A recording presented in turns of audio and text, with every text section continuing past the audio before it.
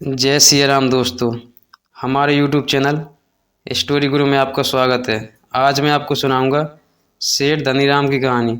सेठ धनीराम पैसे से तो धनवान था ही, मगर खर्च करने के मामले में महाकंजूस।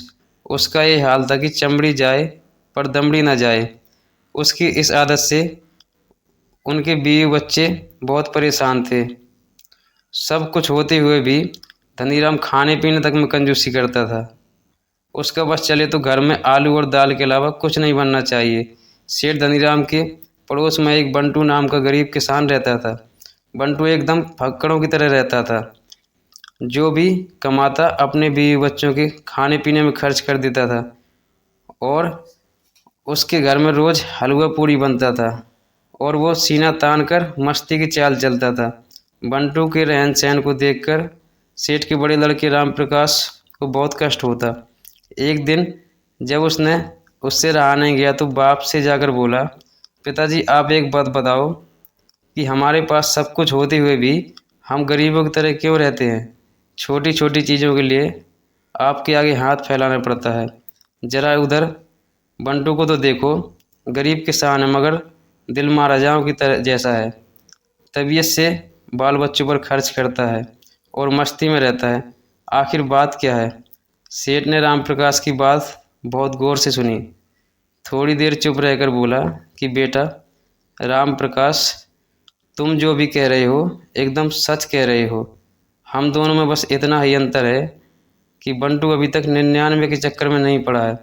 जिस दिन इस चक्रव्यूह में फंस जाएगा उस दिन सब हेकड़ी निकल जाएगी। पिता की बात राम प्रकाश को बिल्कुल नहीं जची और वो बाप से हमेशा पिंटू के बारे में ही सवाल करता।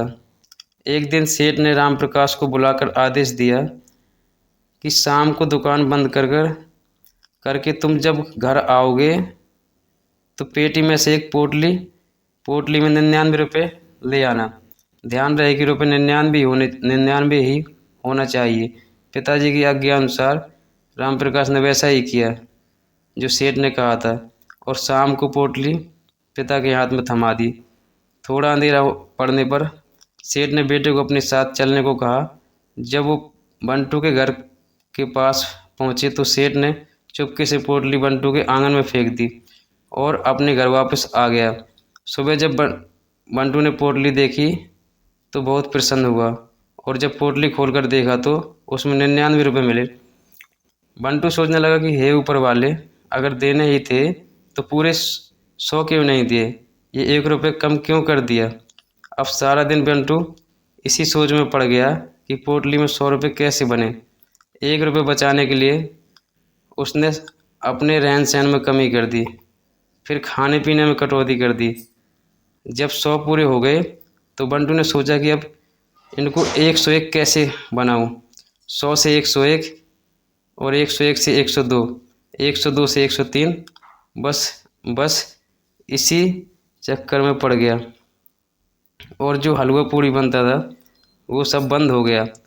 सारा दिन बंटू बस पोटली में रुपये बढ़ाने की फिक्र में रहने लगा और जहाँ भी मौका मिलता वहीं पैसा बचाने की कोशिश करता और कहता, पड़े 99 के चक्कर में भूल गए हलवा पूड़ी, रुपया कैसे एक जुटाऊं, पोटली अभी रही है दूरी। धन्यवाद दोस्तों। अगर कहानी अच्छी लगे तो चैनल सब्सक्राइब ज़रूर कर लेना।